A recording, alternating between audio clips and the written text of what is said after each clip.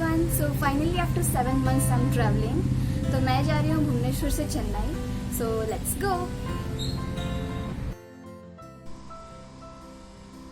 I know that I'm looking funny, but मैंने online PP kit order करा हुआ था क्योंकि मैं अपने मदर के साथ ट्रैवल कर रही थी और पहुंचने के बाद भी मुझे चेन्नई में अपने फैमिली के साथ रहना था.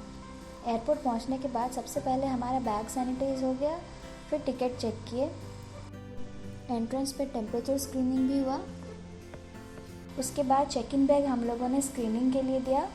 उसके बाद हम लोग बोर्डिंग पास कलेक्ट करने के लिए गए.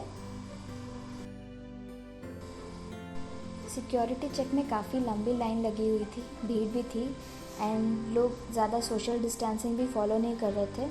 तो यही रीज़न था कि हम लोगों ने पीपी किट पहनने का सोचा, क्योंकि हमारा सबसे मेन प्रायोरिटी था कि हम लोग सेफली पहुंच जाए. मैंने जब टिकट किया तो मैक्सिमम वेट 20 kg था, बट अभी आई थिंक ये 15 kg हो गया है. फिर हम लोग सिक्योरिटी चेक के लिए गए. हमारा cabin bag, laptops and phone scan में डाल के फिर हम लोग गेट के तरफ प्रोसीड हुए जो हमारे बोर्डिंग पास पे लिखा था.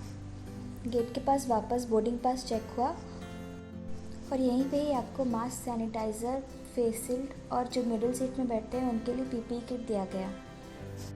एक चीज़ का ध्यान रखना है कि आप जिस सिटी में ट्रैवल कर रहे हैं उस सिटी का रूल्स पहले से पढ़ लें.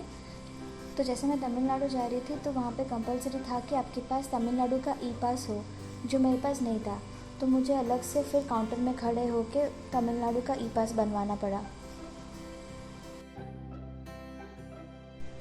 And then we started of.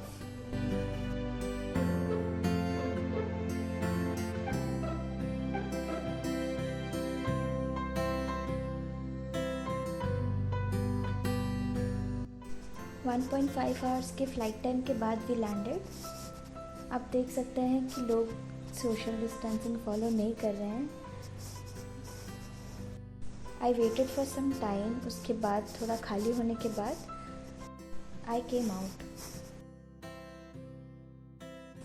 फिर हम लोग बस से अराइवल गेट तक पहुँचे.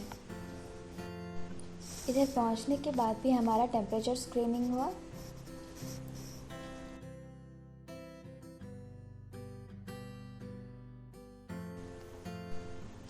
फिर हम लोग बेल्ट से अपने लगेज कलेक्ट किए एंड देन केम होम.